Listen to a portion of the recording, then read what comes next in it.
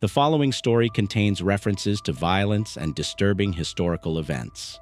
While every effort has been made to present this content respectfully and responsibly, viewer discretion is advised.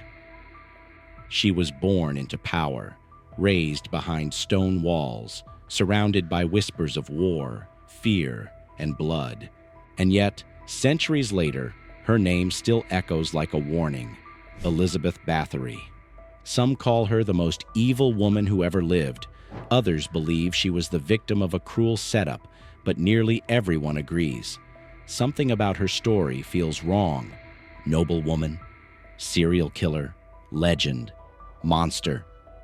They say she bathed in the blood of young girls, that hundreds died behind her castle doors, that her screams, and theirs, still haunt the air over Chakteach Castle. But is that the truth? Or just a story someone wanted the world to believe? How does a powerful woman go from nobility to nightmare? How do records of torture and death vanish from history books? And why were they hidden in the first place? This is not just a tale of cruelty. It's about fear, about silence, about how truth bends when people in power decide what survives. So sit back, listen closely, because once you start hearing Elizabeth's story, it's hard to stop. Elizabeth Bathory was born in 1560 in Hungary.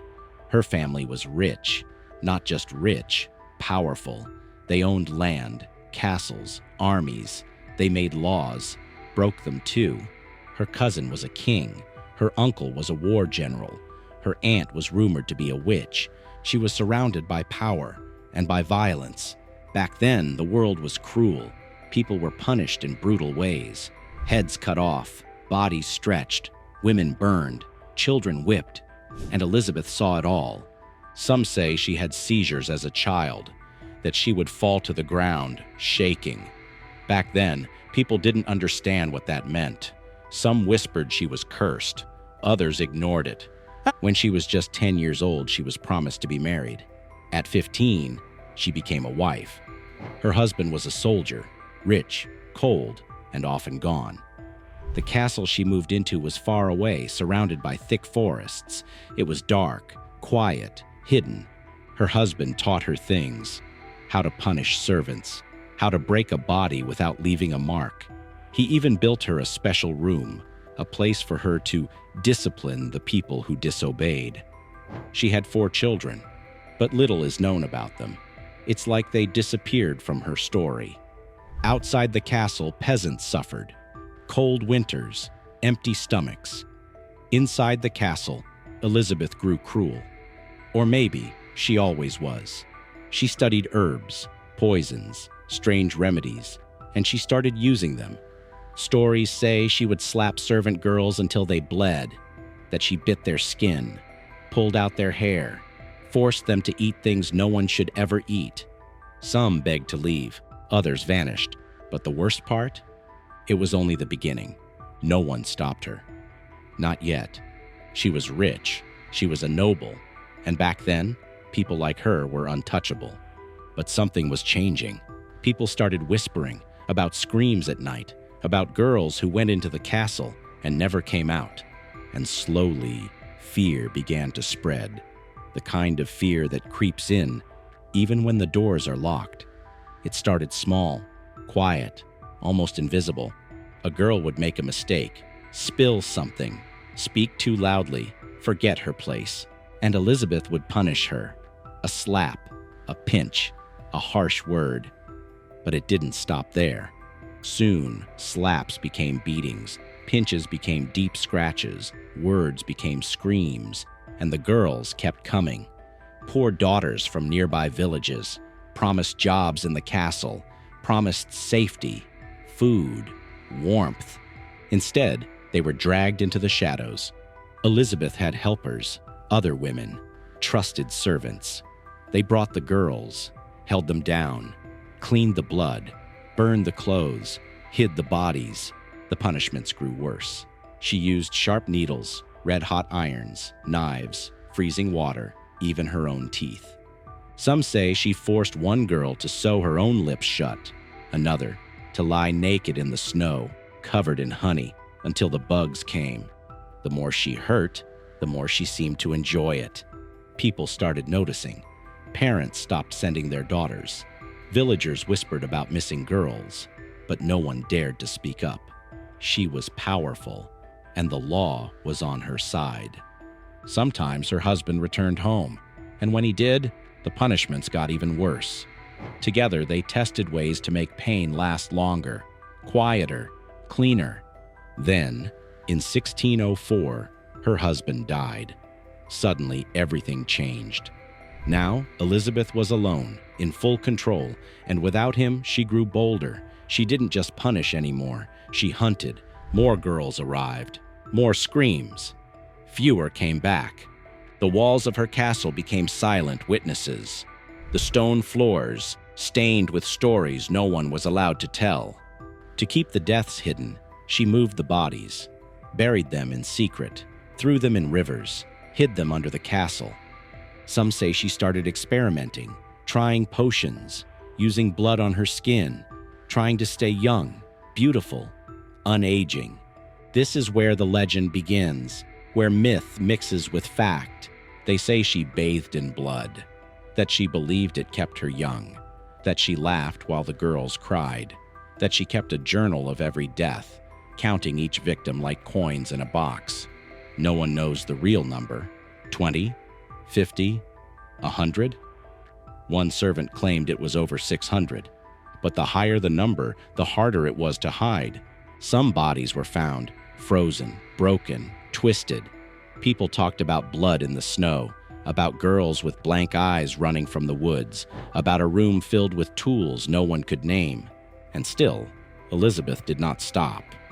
She believed she was untouchable. Her family's name protected her. Her castle walls kept the world out. But fear was growing. The people were scared, yes, but not silent anymore. Whispers reached the church, then the courts. Even the king began to hear of the horrors behind Choctitch's doors. And still, she hurt more girls. Each one was a risk, a scream, a body, a secret, until one day a girl escaped. She ran barefoot through the forest, cold, bleeding, shaking. She made it to a village and told them everything. And that was the moment the silence finally broke. The story spread like fire, not just in whispers, but in voices, loud, angry, afraid. Nobles heard it. Priests repeated it. Even the King of Hungary, Matthias II, took notice. But there was a problem. Elizabeth Bathory wasn't just rich. She was a Bathory, one of the most powerful names in Europe. Arresting her wouldn't be easy. It might cause a war. Still, something had to be done. The king sent a man, a high-ranking noble named György Thurso. He was told to investigate, quietly. He gathered rumors, questioned servants, spoke to families, and the more he heard, the worse it sounded. So he made a plan. In December 1610, he stormed Elizabeth's castle. What he found inside would haunt him forever. They say the scene was pure horror. One girl was dead. 2 more were barely alive. The rest, gone. Only the blood remained, splattered across walls and floors. He arrested Elizabeth that night, and her trusted servants too. The trial began soon after. Dozens of witnesses spoke, not just villagers, but people who had worked for her, who had seen everything, who could no longer keep it secret. One servant described a room of chains, cages, and whips. Another said they had to bury girls late at night, in the snow without markers. They said the screams never stopped, not even in the daytime. One servant claimed to have seen a journal, a list, with names, dates, victims, all written by Elizabeth herself, 650. Some say she even practiced dark magic, that she believed drinking blood would make her beautiful forever, that she made her servants swear never to speak or die. But something strange happened. She was never officially convicted. Why? Because a public trial would disgrace too many powerful families, people with titles, land, armies. So instead, the court kept it quiet. No sentence, no verdict, just silence. Elizabeth was locked in her own castle, her windows bricked over, her door sealed. She was alone in a room with no light, no warmth, no future. She died 4 years later, her body buried in secret, her grave unmarked. Some say the villagers dug her up and moved her, too angry to let her rest near their homes. And yet, her story refused to die. The rumors grew louder over time. Did she really bathe in blood? Or was that added later, by enemies, by writers, by time itself? Was she a monster? Or a myth wrapped around a cruel woman with too much power? Or worse, both? Even now, no one can say for sure. The night Elizabeth Bathory was captured, it was snowing. Count Georgi Thurzo arrived at her castle with soldiers and priests. They pushed open the heavy doors and walked into silence. But the silence didn't last. What they found was shocking. One girl was already dead. 2 more were half conscious, their bodies cold and broken. Blood stained the stone floors. The smell of rot filled the halls. The servants didn't fight. They surrendered, almost relieved it was over. Elizabeth stood in the middle of it all, calm, cold, and silent. She didn't beg. She didn't cry. She didn't explain. Thurzo arrested her on the spot, not just for murder, but for torture, evil, and witchcraft. 3 of her closest servants were taken too. They would become the key witnesses. The trial began quickly. Dozens of people came forward. Former servants, local villagers, even other nobles. They all told stories, dark stories, the same kinds of wounds, the same cries in the night, the same number, 650. The court asked her servants to speak, and they did. One said Elizabeth kept knives under her bed. Another said she drank from bowls of blood. One even claimed she prayed to demons. The judges wrote everything down. And yet Elizabeth was never allowed to speak in her own defense. She was never put on a public trial. The court decided it was too dangerous, too embarrassing for her family, too risky for the crown. Instead, her sentence was simple: isolation. Her room was sealed shut, no windows, 1 small slot for food, no visitors, no voice, just her and the walls. 4 years passed. No one heard from her. No one saw her. Then, in 1614, she died, quietly, mysteriously, alone. Some say she went mad.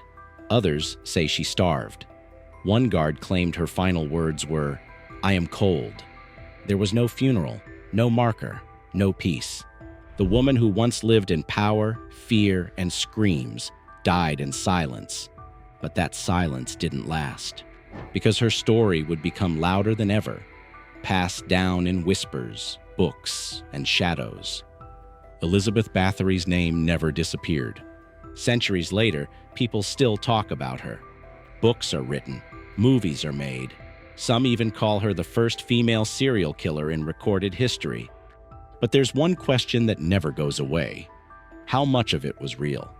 Some historians believe the stories were exaggerated, or even invented. Why? Because Elizabeth was powerful. She owned land others wanted.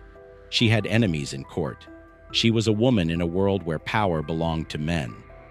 Could the trial have been a setup? Could witnesses have been forced to lie? Could the king have needed her gone to erase a debt? We may never know. The number 650 comes from a single servant's claim. No list was ever found, no journal, just stories, confessions, fear. And yet, something dark happened in that castle. Too many girls went missing. Too many servants confessed. Too many rumors matched. Was Elizabeth a monster, or was she made into one? Some say she was a serial killer. Others say she was the victim of a political conspiracy. A few believe both can be true, that real cruelty was made even worse by lies. Either way, her story became legend. And legends have power. Even today, visitors walk the ruins of her castle. They whisper her name. They stare into the woods, wondering what's still buried beneath the stone. Because Elizabeth Bathory may be gone, but her shadow never left. History is full of kings, queens, and warriors. But some names feel different. Elizabeth Bathory is one of them. Not because she ruled a nation, not because she changed the world, but because her story makes us ask hard questions about power, fear, truth, and what we choose to believe. Was she a killer, a myth, a warning? We may never have all the answers, but that's what makes her story impossible to forget. Even now, over 400 years later, her name still sends a chill down the spine. She lived behind castle walls, but her legend escaped.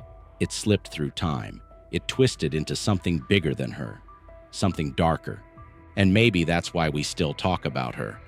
Because deep down, we're not just afraid of what she did. We're afraid of how easily it was hidden, how silence can bury horror, how power can protect it. Thank you for watching this story. If you want to explore more unsettling pieces of history, make sure to like this video and subscribe to the channel. There's always another shadow to uncover.